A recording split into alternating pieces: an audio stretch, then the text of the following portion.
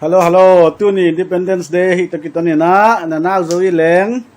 sekolah Independence Day mang de na aki salele lahi. Kita bulai lo. Asam hen kita aikat okta. Nanau chu amale maleng kedap kibul khahi.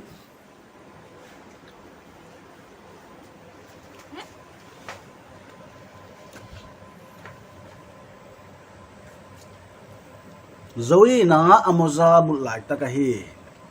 Hiayan bulkin le kheda buldinga hutsi school lam zuana pai thei dinga hi.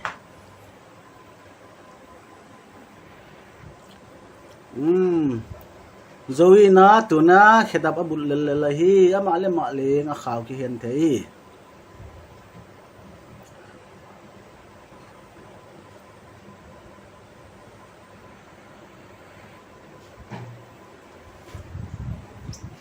Kisah sauta kuan dia mantahi nanau kha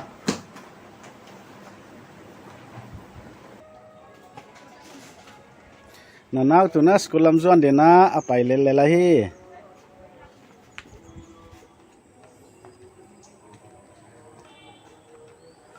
nanau kha skulam zuan apai to lelahi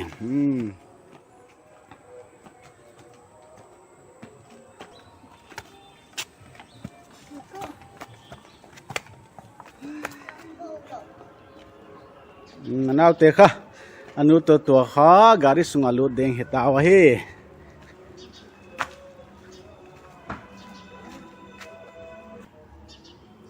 gari sunga lutai nanau kha yoi phe le Badarpur railway track apana main road lamzon na ki kalaya Independence Day ke lechu gari khom mi khong tamdinga dor mang le ki hong peng phung dinga e traffic jam hai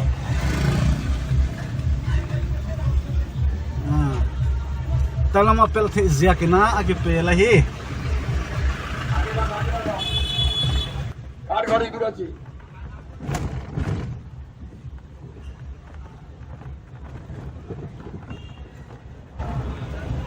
ei lama Independence Day inanga isa khol ke tangpia vai gama ile Independence Day chi khom Republic Day chi khong ana ngai thu pi ma ma wai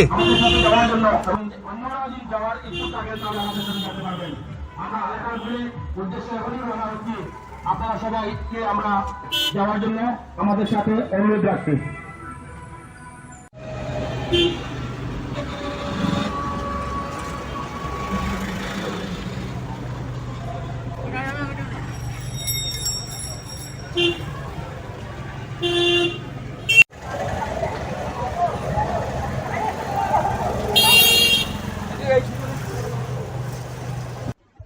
Hello te hiai lamnol khong aleng zial le veya Independence Day zang omu hidane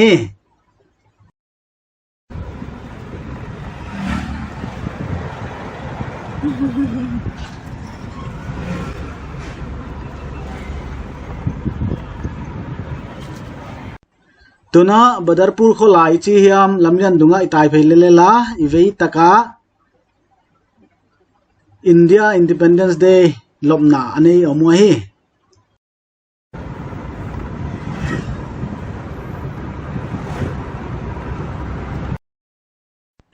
Badarpur khwa gari second hand zuang na hi chu nanau Zoe te school tung pheidinga ki hita he Tagore School of Studies Badarpur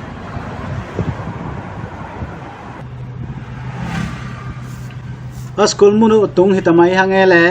nanau leng tuna gari pat kong khia a school lamu anzuan pheita he Tagore School of Studies kichi Badarpur aum hiya hiya tuni tung pheita Zoe leng aget aludinga asung lama kisakhol nana satakama tunia kha bangchi banga Independence Day jangding hiam chi hi en khejek le chi hi ana gam lumma ma veng vungwa thomu ngai loi manina hoite ilang sakse seda mai dinga ya Zoe te nuta luta loi apai teu leng hong tung pan pan to atung sa leng bang za hiam ta wai ya Independence Day zat na ding munu na sa takena pu na nei le lo hi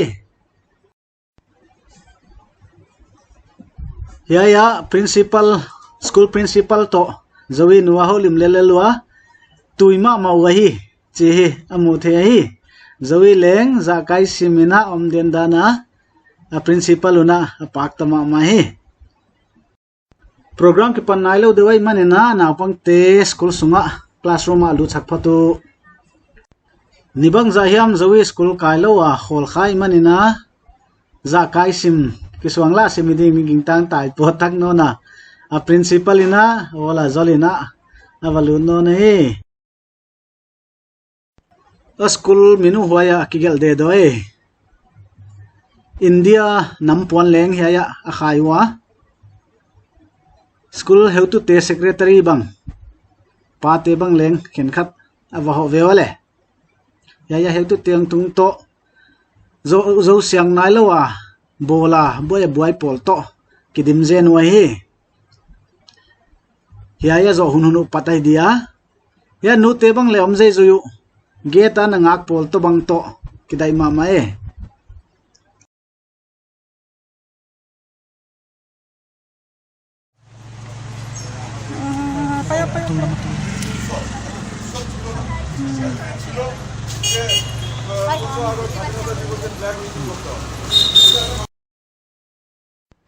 ye te bang le pibol ma the we mo nuam sama ma dan we mi lim kilak theina di banga amun bol dan wa he au to lim kilang na dia oho ya Pacific Junior College te len adom kewe kare se atung bang atuangom pol dan me we India flag to ya Jai Hind cheki ko zai maidan wa he abeng seng lo wa ma wa pen langsak se da mai ne o eho atuang pa bang chu kum khiat somi tai ve o lina kitong khesuk thewe nuam sama ma we zai mai le khovel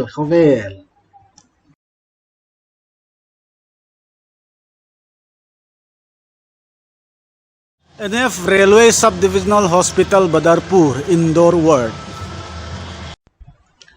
Hospital huang sunga program jang dakai manuna asunga gari ki tolu thei lowa hiai lamnola apolama ki koi phota hi NF Railway Hospital Badarpur kha sangkhat jagiat somkwale gupeka ana pathiatu ana hidane ve lui pe mai helam te leng thomo na ngai lo zoi ya ama wa pen off non lew dinga bela phoi mai manina e a pen chau sen ni le fel wa sakle he te bang le tuna na manzo nai ke wa Happy Independence Day on chidan wa he India ina British mangkang kumpite akiban zalian na amu khiat nung kumsom sagi lenga na ai to kitonin tu kum hi kum poimo diak kumsom sagi lenga chi chen platinum chibangina khenten alom sakahi wajen tu kuma India zalian na ni hi thupi diak abanna awmai ya ding pen metro na hi ya hospital adinga nurse lamalian pen chimai ni ya same tu khen khaten ding no Happy Independence Day na chinon we elamaleng nurse khen khatom laiwa ama leng Happy Independence Day na chiu chalo sister chalo tu ni India dinga kumsom sagi lenga zalian na ni melmu ni hi ziakin kha Badarpur Railway Hospital te le zata somoe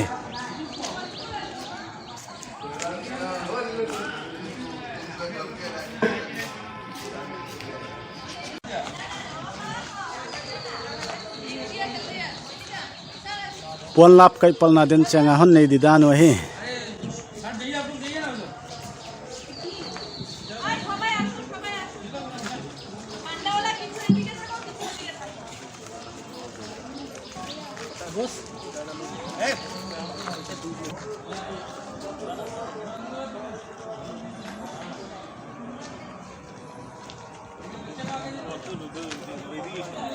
puan lap nam puan lap kai pal na hon nei da ne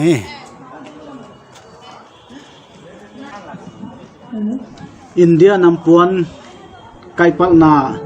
ADMO Dr. Ashisina ani ta dei India nam puan lap kai pal na zo he Bharat माता की वंदे मातरम वंदे मातरम वंदे मातरम जनगण मन अधिनायक जय हे भारत भाग्य विधाता पंजाब सिंध गुजरात मराठा दारिद्र उत्कल बंग बिंदु हिमाचल जमुना गंगा उच्छल जलधित रंग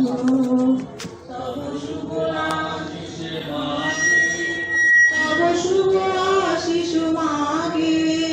लागे तब जय गाथा जनगण मंगल दायक जय हे भारत भाग्य विधाता जय हे जय हे जय हे जय जय जय जय हे भारत माता की जय भारत माता की जय भारत माता की जय वंदे मातरम वंदे मातरम वंदे मातरम जय हिंद जय हिंद ये चे खा program khat zo hinon phon maidan we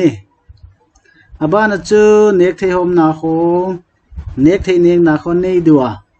huchi mai ding dan ai program e lamdana sunni tumazat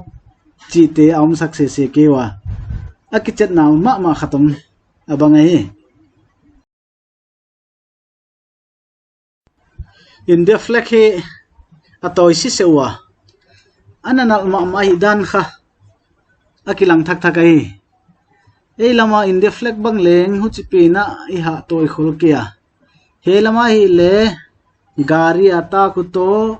in kong maya aswanu to wana mi mala gari neutia takina alanga kha ahi reng hung mai wa hi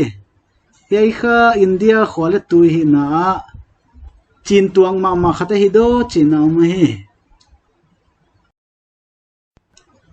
lim kilang na hun jang tawe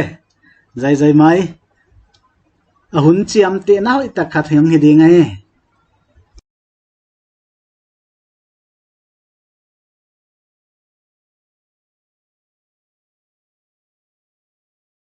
tuna badarpur a me zuang na bazar lam iwa phangnon de ei khong kha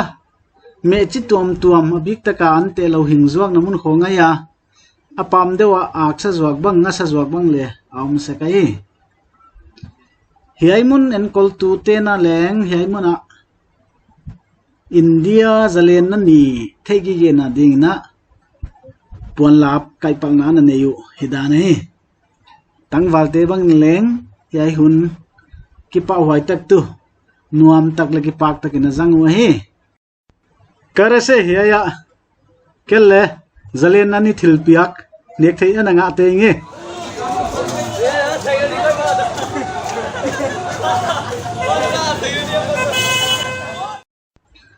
tuna lamlian zui to na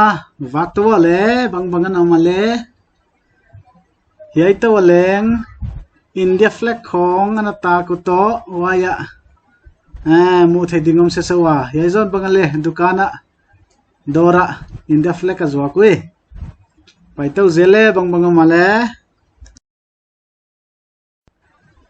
ha hiai khole ana lum to veng vung non we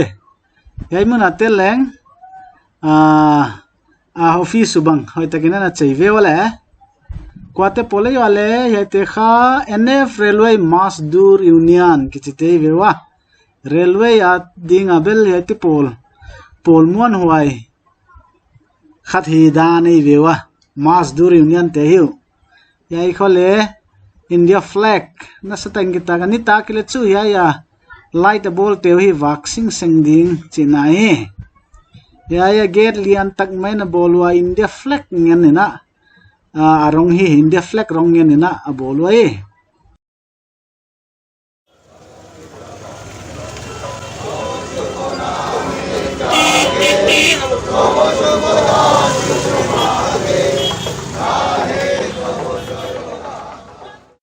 ya cooperative lamte hunjan na lap to hangele amau le zai mai nuam sawe ni amai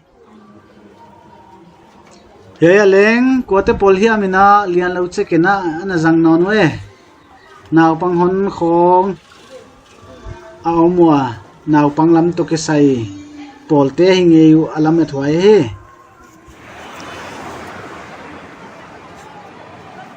Tagore School lam tung phainon ni le bang tanan atum ta wale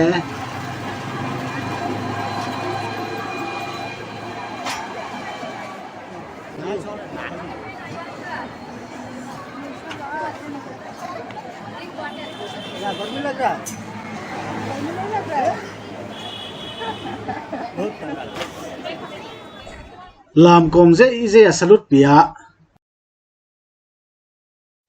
nungang no te apan leng lam la na nak tang mayom da nei ve ala bang kha vek da hoi na pe kha se da mai non dinga ami pi lam ila zoding ya te hi school naw pang te le a heu tu teu khong he tunia thil tuam a hi teu en tu te leng a hi pa mayo he nungak no naw pang chik dia tu siam mama thoda nei ve wa hete loile et tang mama et thamma ma da nei ve athu pi kha India zalian na nei ziakin kha huai pan san ngena thil a hi hem pe teu lakdan wa he yete polbang le siam mama non lew e ve naw pang chik school kai lai siam sin lai te hi wa pa ta khot ma mau ma izona ding na he naw pang te lam sui na in ni le hoi taken en leu chen pa ta khoi ma mau neu sit se naw pang chik lampi zoe hiu apuan nak sil teu bang ngawa kilo ma mai wa he yai ten leu chen tunung chianga India adinga mimuan huaite nam adinga misuan huaite hong hiding wa hi yai siam sin naw pang te hi ima ban ding hi chi thei ko mina anai ni le tunia iet thei badarpur khwa kumsom sagi lenga India ina zalian namu nung achin na hi yai teng hong hipot ding hi a mun tuam India hi na India lo gam danga hitale India zalian na kipa ka India mi ten hunnuam azat ye yu ilamena hi waite teng leng mo no phwai na pi tu nia ena ilak thei tu yai teng hipota hi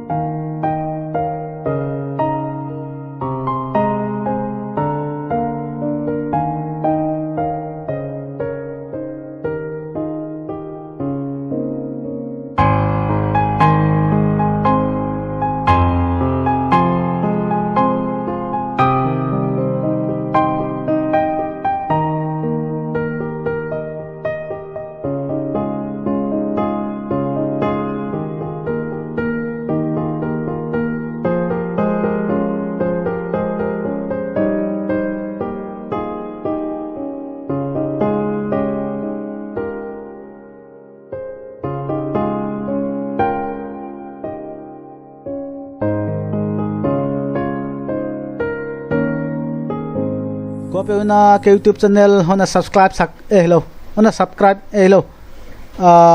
substitute lai lo bai hona surprise hello lai bai hona subscribe sak den kon nge na